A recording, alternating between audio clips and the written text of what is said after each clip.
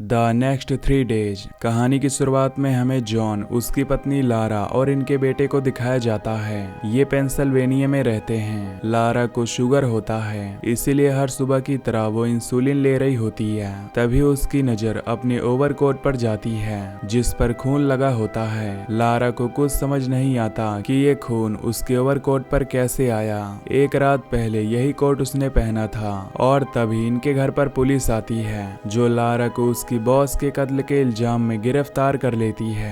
Lara उनसे चीख चीख कर कह रही होती है कि मैंने कत्ल नहीं किया, लेकिन लारा के खिलाफ सभी सबूत होते हैं, इसीलिए उसे उम्र कैद की सजा सुनाई जाती है। अब 3 साल बीत जाते हैं। लारा अपने बेटे को बहुत मिस करती है। हालांकि जॉन अक्सर अपने बेटे को लारा से जेल में मिलवाने के लिए ले जाता है, लेकिन लारा का बेटा उससे नाराज रहता है क्योंकि वो चाहता है कि उसकी मॉम लारा उसके साथ रहे।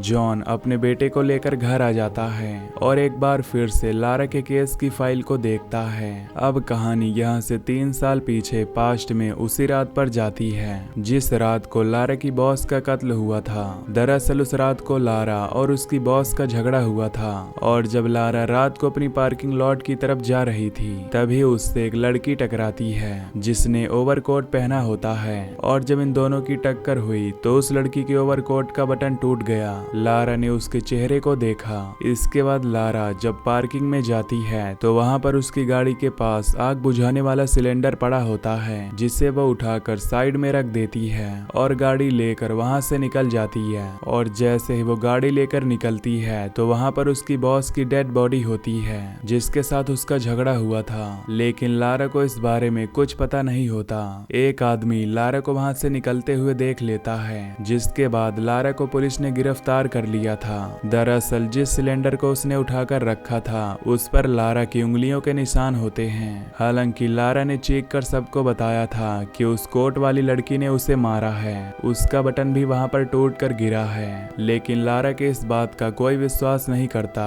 और आज लारा को जेल में पूरे 3 साल हो चुके हैं। जॉन को विश्वास होता है कि उसकी पत्नी लारा ने किसी का कत्ल नहीं किया, इसीलिए वो किसी भी कीमत पर उसे जेल से निकलवाना चाहता है। वो लॉयर से मिलता है। लॉयर उसे बताता है कि आज तक कोई भी ऐसा इंसान जेल से बाहर नहीं निकला जिसने 3 साल की सजा काटी हो, इसलिए तुम इस केस को भूल जाओ। वैसे भी सारे सबूत लारा के खिलाफ हैं। जॉन कहता है कि शायद मुझे दूसरा वकील करना होगा और नाराज होकर वहां से चला जाता है। रात को जॉन को कॉल आता है कि लारा हॉस्पिटल में एडमिट है और जब वो हॉस्पिटल में लारा से मिलने के लिए जाता है तो देखता है कि उसे बेड के साथ हथकड़ियों से बांधा हुआ है। दरअसल उसने अपनी नस काट ली थी और अब लारा की ऐसी हालत देखकर जॉन अपने आप से वादा करता है कि वो किसी भी कीमत पर अपनी पत्नी लारा को जेल से निकलवा कर रहेगा। वो डीमन नाम के एक आदमी से मिलता है जो जेल से भाग चुका है। उसने जेल से भागने के ऊपर किताब भी लिखी होती है। वो कहता है कि मैं अपनी पत्नी लारा को जेल से भगाना चाहता हूँ। डेमन कहता है कि तुम्हारी पत्नी जिस जेल में है वो शहर के बीचों बीच है। उसके भागते ही 35 मिनट के अंदर पूरे शहर में नाकाबंदी हो जाएगी और उसे पकड़ लिया जाएगा, और अगर तुम वहां से निकलने में कामयाब भी हो गए तो तुम्हें पहले से सोच कर रहना होगा कि तुम्हें कौन से देश जाना है, जिसके लिए तुम्हें नकली आईडी और पासपोर्ट की जरूरत होगी। जॉन किसी भी कीमत पर अपने पूरे परिवार की नकली आईडी और पासपोर्ट को बनवाना चाहता है। साथ ही उसे अपनी पत्नी लारा को जेल से निकालना है, इसीलिए बार बार वो विजिटर बनकर जेल में जाता है ताकि जेल की कमजोर हिस्सों को ऑब्जर्व कर सके। साथ ही वो नकली आईडी बनाने के लिए पूरी कोशिश कर रहा था, लेकिन अब तक उसे कोई ऐसा इंसान नहीं मिलता जो उसकी और उसके परिवार की नकली आईडी और पासपोर्ट बनवा सके। रात को डेविड नाम का एक लड़का उसके घर पर आता है और कहता है कि मैं तुम्हारा काम कर सकता हूँ, इसके लिए तुम्हें मुझे $1000 एडवांस देने होंगे। जॉन उसकी बात मान जाता है। वो उसे $1000 दे देता है और अगले दिन उस ब्रिज के नीचे जाता है जहां पर डेविड ने उसे बुलाया था। डेविड वहां पर बाइक से आता है जो उसे कहता है कि मैंने तुम्हारा काम कर दिया, और उसे उसके और उसके परिवार की नकली आईडी और पासपोर्ट दे देता है। जॉन इसके बाद घर आता है और अब उसे किसी भी कीमत पर अपनी पत्नी लारा को जेल से निकालना होगा, जिसके लिए उसे डुप्लीकेट चाबी की जरूरत होगी। वो नेट पर चेक करता है तो उसे पता चलता है कि एक बम्प की होती है जिससे किसी भी लॉक को खोला जा सकता है और अब जॉन एक बम की बनाता है, जिसके बाद वो जेल में विजिटर बनकर जाता है। वहाँ पर वो एलिवेटर में उस चाबी को लगाकर उसे खोलने की कोशिश करता है, पर गलती से चाबी अंदर ही टूट जाती है, जिससे जॉन घबरा जाता है और वहाँ से आगे चला जाता है। तभी वहाँ पर फीमेल सिक्योरिटी पुलिस ऑफिसर आती है, जो एलिवेटर में की लगाने की कोशिश करती है और उसकी की अंदर नहीं जाती। और जब वो चेक करती है तो उसे पता चलता है कि अंदर एक टूटी हुई की है। वो अलार्म बजा देती है, जिससे सारे दरवाजे बंद हो जाते हैं। जिसके बाद सीसीटीवी कैमरे की फुटेज को चेक किया जाता है और एक एक करके हर एक विजिटर को वहां पर बुलाया जाता है और पूछा जाता है कि तुम कहां पर हो। जॉन देखता है कि पीछे एक आदमी खड़ा है, जिसका चेहरा नहीं दिख रहा। जॉन कहता है कि मैं वहां पर हूँ, लेकिन जब उस फुटेज को आगे चलाया जाता है तो जॉन नहीं होता। जिसके बाद ऑफिसर जॉन के सामने टूटी हुई की रखता है और कहता है कि अगर ये तुमने किया है तो तुम्हारे बेटे को अनाथ आश्रम में रहना होगा, क्योंकि पूरी उम्र तुम जेल में रहोगे। जॉन को छोड़ दिया जाता है क्योंकि उसके खिलाफ कोई सबूत नहीं होता। जॉन जब बाहर निकलता है तो घबराहट में उसे वॉमिटिंग होने लगती है और ऐसा करते हुए उसे वही डिटेक्टिव देख लेता है, जिसने उसकी पत्नी के केस को हैंडल किया था। उसे जॉन पर शक हो जाता है, इसीलिए वो उस पर नजर रखना शुरू कर देता है। वहीं जॉन अब कोई दूसरा रास्ता निकालना चाहता है, जिससे वो अपनी पत्नी लारा को जेल से निकाल सके। उसे पता चलता है कि हफ्ते में 2 बार मेडिकल केयर की एम्बुलेंस जेल में सभी कैदियों का चेकअप करने के लिए जाती है। जॉन को पता था कि हर बार लारा का चेकअप होता होगा, क्योंकि उसे शुगर था, जिसका मतलब ये है कि गाड़ी के अंदर उसकी पत्नी लारा की फाइल होगी। और जब गाड़ी में कोई नहीं होता तो वो चुपके से गाड़ी के अंदर जाता है और वहां से अपनी पत्नी लारा की फाइल चुरा कर ले आता है। घर आने के बाद वो अपनी पत्नी की मेडिकल रिपोर्ट की पूरे डाटा को बदल देता है। उसके बाद अगले दिन एक बार फिर से वो लारा से मिलने के लिए जाता है और कहता है कि मैं तुम्हें किसी भी कीमत पर यहाँ से निकाल लूंगा। लारा कहती है कि अगले 3 दिनों में मुझे यहाँ से दूसरी जेल में शिफ्ट कर दिया जाएगा, यानी कि जॉन के पास केवल 3 दिन हैं और नेक्स्ट 3 डेज में उसे किसी भी कीमत पर लारा को यहाँ से निकालना होगा। जॉन काफी परेशान हो जाता है क्योंकि उसके पास अब पैसे भी खत्म हो चुके हैं। जॉन एक रियल एस्टेट एजेंट को कॉल करता है और कहता है कि मैं अपना घर बेचना चाहता हूँ, आज ही मुझे अपने घर को बेचना है। वो कहती है कि तुम्हारे घर के पेपर्स को पूरा करने में मुझे 2 हफ्ते लगेंगे। 2 हफ्ते से पहले तुम अपने घर को नहीं बेच सकते। पर जॉन को पैसे चाहिए थे, इसीलिए वो अपनी गन लेकर अपनी गाड़ी से एक बैंक के बाहर जाता है। दरअसल वो बैंक रॉबरी करने के बारे में सोच रहा था, पर बैंक रॉबरी करने की उसकी हिम्मत नहीं होती। अब रात को वो एक बहुत महंगी गाड़ी को देखता है। वो उस गाड़ी का पीछा करता है, जिसके अंदर से एक आदमी बाहर निकलता है और एक घर के अंदर जाता है। दरअसल ये एक ड्रग डीलर था, जो अपने बॉस के घर पर डिलीवरी करने के लिए जा रहा था। और जब वो अपने बॉस के घर के अंदर जाता है तो जॉन भी उसके घर के अंदर चला जाता है और उन पर गन तान देता है और कहता है कि मुझे पैसे चाहिए। ड्रग डीलर का बॉस ऊपर चला जाता है, जिसके बाद इनके बीच में आपस में फायरिंग होना शुरू हो जाती है, जिसमें डीलर घायल हो जाता है और उसका बॉस वहीं मारा जाता है। जॉन वहां से बहुत सारे पैसे लेकर एक बैग में डालता है और जब वहां से जा रहा होता है तो डीलर कहता है कि मुझे हॉस्पिटल ले चलो। जॉन उसे अपनी गाड़ी में बैठाता है, लेकिन रास्ते में ही उसकी मौत हो जाती है। इसीलिए जॉन उसकी बॉडी को सड़क किनारे छोड़कर वहां से निकल जाता है। अगले दिन डिटेक्टिव डीलर के बॉस के घर आता है, जहां पर उसकी बॉडी उन्हें मिलती है। साथ ही यहाँ पर गाड़ी के टायर के निशान मिलते हैं और एक गाड़ी की टेल लाइट का टुकड़ा भी, जिससे पता चल जाएगा कि ये किस गाड़ी का टुकड़ा है। दरअसल ये जॉन की गाड़ी का होता है। वहीं जॉन अपनी पत्नी लारा को किसी भी कीमत पर आज जेल से निकालना चाहता है, क्योंकि आज तीसरा दिन है। आज उसके पास आखिरी मौका है। घर आने के बाद उसने आज तक जो भी प्लानिंग की होती है, उन सभी पेपर्स को 3 अलग बैग्स में डालता है। एक बैग वो घर के पास कचरे के डिब्बे में डाल देता है और 2 बैग्स को कहीं दूर जाकर दूसरे डिब्बों में डालता है। जिसके बाद वो गाड़ी से अपने बेटे के साथ उसी मेडिकल एम्बुलेंस के पास आता है, जो जेल में सभी कैदियों का चेकअप करती है, जहां से उसने अपनी पत्नी लारा की रिपोर्ट को चुराया था। वो चुपके से दरवाजा खोलकर अपनी पत्नी की रिपोर्ट को अंदर रख देता है। दरअसल उसने अपनी पत्नी की रिपोर्ट में हर चीज बदल दी होती होती है उसने उसके शुगर का लेवल इतना ज्यादा बढ़ा दिया है कि जैसे ही डॉक्टर इस रिपोर्ट को देखेगा तो वो उसे हॉस्पिटल में एडमिट कर देगा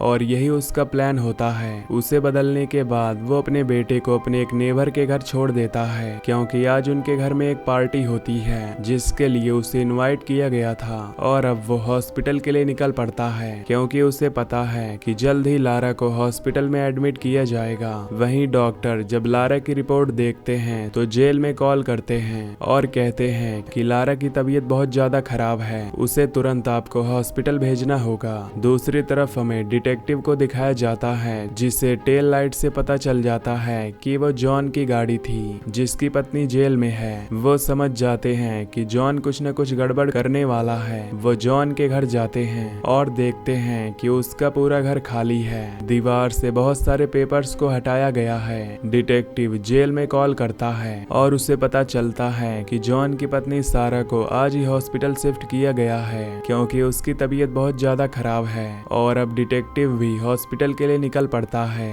क्योंकि वो समझ चुका है कि जॉन का सबसे बड़ा प्लान अपनी पत्नी को जेल से भगाना है। वहीं हमें जॉन को दिखाया जाता है जो डॉक्टर के कपड़े पहनकर अपनी पत्नी के कमरे में पहुंच जाता है जहां पर पुलिस भी होती है, लेकिन वो उन्हें गन पॉइंट पर लेकर अपनी पत्नी लारा की हथकड़ी खोलने के लिए कहता है और उसे लेकर जब वो वहां से निकल रहा होता है तो बाहर डिटेक्टिव भी आ जाता है। डिटेक्टिव उसे लिफ्ट में देख लेता है लेकिन जॉन उस पर गन तान कर नीचे चला जाता है, जिसके बाद वो अपनी पत्नी के साथ बाहर जाता है जहां पर प्रोटेस्ट चल रहा होता है। दरअसल जॉन को पहले से इस बारे में पता था, इसलिए उसने अपने पास प्रोटेस्ट वाली जैकेट्स को रखा हुआ था जो वो अपनी पत्नी को देता है और खुद भी पहन लेता है और प्रोटेस्ट वाली भीड़ के साथ डिटेक्टिव की आंखों के सामने यहाँ से निकल जाता है। पर डिटेक्टिव अब भी उसका पीछा करता है। ये दोनों अब एक स्टेशन पर जाते हैं जहाँ से ट्रेन से निकल जाते हैं। हालांकि डिटेक्टिव वहाँ पहुँच जाता है लेकिन उसे पहुँचने में देर हो गई थी, लेकिन फिर भी वो ट्रेन का पीछा करता है। रास्ते में जॉन ट्रेन की चैन खींचकर वहाँ से निकल जाता है। उसने रास्ते में पहले से ही अपनी गाड़ी को पार किया हुआ था। ये दोनों गाड़ी से उस जगह से निकल जाते हैं। डिटेक्टिव ट्रेन तक पहुंच जाता है लेकिन इसका कोई फायदा नहीं होता क्योंकि लारा और जॉन अब वहां से भाग चुके थे। जॉन अपने नेबर के घर जाता है जहां पार्टी में उसने अपने बेटे को छोड़ा था, पर वहां जाकर उसे पता चलता है कि पार्टी घर पर नहीं बल्कि जू में है और अब जल्द से जल्द उसे एयरपोर्ट पहुंचना होगा क्योंकि जल्द ही पूरे शहर में नाकाबंदी हो जाएगी, जिसके बाद उन्हें अरेस्ट कर लिया जाएगा। वो अपनी पत्नी से कहता है कि मैंने हमारे बेटे की जेब में उसके ग्रैंडफादर का नंबर डाल दिया है, हमारे नेबर उसे उसके घर पहुंचा देंगे, अब हमें एयरपोर्ट निकलना होगा। पर लारा उसकी बात नहीं मानती। वो कहती है कि मैं अपने बेटे के बिना इस कंट्री को छोड़कर कभी नहीं जाऊंगी, मैं उसी के लिए जेल से बाहर निकलना चाहती थी। जॉन को उसकी बात माननी पड़ती है। ये दोनों जू जाते हैं जहाँ पर पार्टी चल रही होती है। जॉन अपने बेटे को वहाँ से ले लेता है। पूरे शहर में अब नाकाबंदी हो चुकी है। हर चेक पोस्ट पर अनाउंस कर दिया जाता है कि अगर आप किसी भी कपल को देखें जिनके साथ 6 साल का बच्चा हो तो उन्हें अरेस्ट कर लिया जाए। जॉन को इस बात की सेंस पहले से होती है और अब उसके सामने एक चेक पोस्ट आता है, लेकिन जो वहाँ पर चेकिंग कर रहा होता है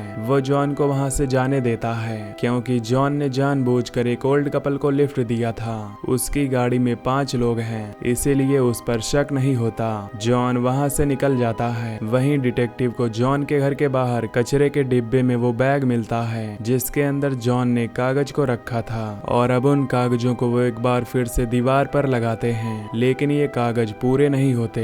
दरअसल इन्हीं कागजों के ऊपर उसने पूरी प्लानिंग की थी। वहीं हमें जॉन और उसकी पत्नी और उसके बेटे को दिखाया जाता है जो एयरपोर्ट पहुंच जाते हैं। इनके पासपोर्ट्स को चेक किया जाता है जो कि अब दूसरे नाम से हैं। साथ ही फोटोज के जरिए भी चेक करने की कोशिश की जाती है कि कहीं कोई ऐसा इंसान तो कंट्री से बाहर नहीं जा रहा जिसका कोई क्रिमिनल रिकॉर्ड हो या उसे बाहर जाने की अनुमति ना हो। लेकिन अब तक पुलिस डिपार्टमेंट ने इनकी फोटोज को नेट पर अपलोड नहीं किया होता, इसीलिए इन्हें यहाँ से आगे जाने की अनुमति मिल जाती है। जिसके बाद उस ऑफिसर का लंच टाइम हो जाता है जिसने जॉन के और सारा के पासपोर्ट को चेक किया था। वहाँ पर दूसरा ऑफिसर आ जाता है और तभी जॉन की और सारा की फोटोज आती हैं, जिससे उसे पता नहीं चलता क्योंकि जॉन और सारा को उसने यहाँ से आगे जाने की इजाजत नहीं दी थी और वो बचकर आगे निकल जाता है। वहीं डिटेक्टिव को जॉन के घर पर उसके पेपर्स में से व्हाइट हाउस की फोटो मिलती है, जिससे वो समझ जाता है कि जॉन अपने परिवार को लेकर अमेरिका जा रहा है। वो एयरपोर्ट पर अपने साथ के ऑफिसर्स को कॉल करता है और कहता है कि अमेरिका जाने वाली फ्लाइट के सभी पैसेंजर्स को चेक किया जाए, उसमें जॉन, सैरा और उनका बेटा जरूर होगा। एयरपोर्ट पर अमेरिका जाने वाले सभी पैसेंजर्स को चेक किया जाता है, लेकिन उसमें जॉन, सैरा और उनका बेटा नहीं होता। डिटेक्टिव को ये बात बताई जाती है और अब डिटेक्टिव को समझ आ जाता है कि जॉन ने उन्हें बेवकूफ बनाया है। जानबूझकर उसने घर के बाहर कचरे के डिब्बे में एक बैग को छोड़ दिया था ताकि डिटेक्टिव्स को यही लगे कि वो अमेरिका जाने वाला है, लेकिन सच तो ये था कि वो किसी और देश में जा रहा है। वहीं हम जॉन को उसके परिवार के साथ देखते हैं, जो फ्लाइट में बैठ चुका है और जल्द ही एक दूसरे देश में पहुंच जाते हैं, जहां पर हमें रात को लारा को उसके बेटे के साथ सोते हुए दिखाया जाता है। दरअसल लारा बार बार इस सपने को देखा करती थी कि वो अपने बेटे के साथ सो रही है। वो जॉन को यह सपना बताया करती थी और आज जॉन ने उसके सपने को पूरा कर दिया। वहीं दूसरी तरफ हमें डिटेक्टिव को दिखाया जाता है, जो एक बार फिर से उसी घटना स्थल पर जाता है जहां पर लारा की बॉस का कत्ल हुआ था। दरअसल लारा के मुताबिक जिस लड़की से वो टकराई थी, जिसने उसकी बॉस का कत्ल किया है, उसके कोट का बटन वहां पर गिरा था जो कभी नहीं मिला और अब डिटेक्टिव उसे चेक करवाता है। रोड ड्रेन का ढक्कन खोलने पर भी उन्हें वहां पर बटन नहीं मिलता और जब वो ढक्कन को बंद कर रहे होते हैं तो सच में वहां पर एक कोट का बटन होता है, जो इस बार भी पुलिस की नजरों से बच जाता है, क्योंकि अगर ये बटन डिटेक्टिव को मिल जाता तो उस असली कातिल का पता चल सकता था और लारा सच में बेगुनाह थी। उसने अपनी बॉस का मर्डर नहीं किया था, पर अब वो पुलिस की नजरों से बहुत दूर है और बहुत खुश है। और यहीं पर ये मूवी एंड हो जाती है।